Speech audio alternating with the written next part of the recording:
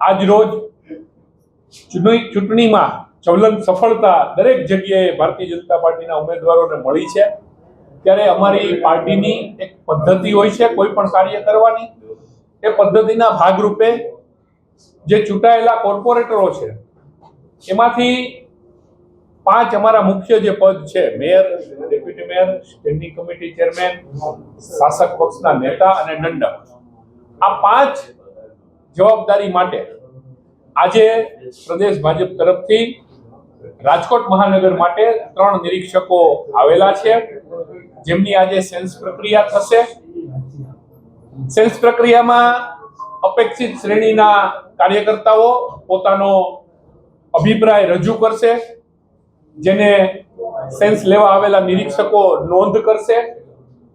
ત્યારબાદ જ્યારે parliamentary board મળશે ત્યારે એમાં એ વિચારો જે કાંઈ આવ્યા હશે એની ઉપર વિચાર વિમર્શ કરી અને અમારું શીર્ષસ્થ નેતૃત્વ અને પાર્લામેન્ટરી બોર્ડ જે કાંઈ નક્કી કરશે એ મુજબ એ નામોને જે તે વખતે જાહેર કરવામાં આવશે।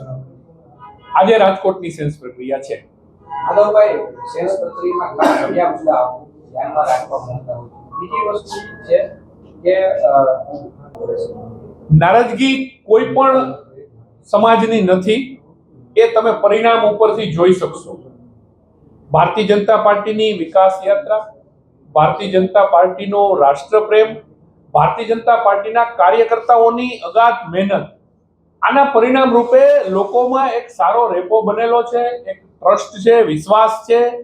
આદરણીય નરેન્દ્રભાઈ મોદીએ જે વિકાસ યાત્રા શરૂ કરેલી છે, જેને ભારતીય જનતા પાર્ટીના કાર્યકર્તાઓ અને અમારા હોદ્દેદારો, ચૂંટાયેલી પાંખ એ સંપૂર્ણ એનું પાલન કરી રહી છે, તો ક્યારેય કોઈની નારાજગી આમાં આવતી નથી।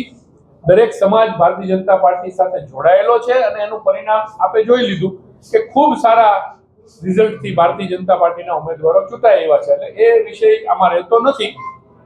સવાલ છે કોઈ પણ સમાવેશ કરવાનો, તો એ આજે જે કાંઈ મંથન થશે, અમારા પ્રભારી અને અમારા મહામંત્રી શ્રી અનિરુદ્ધભાઈ દવે પણ આવશે આજે બપોર પછી, તો બધા સાથે બેસી અને જે કાંઈ ચર્ચા વિચારણા કરીશું એ વિચારોને અમે પાર્લામેન્ટરી બોર્ડ સમક્ષ રજૂ કરીશું।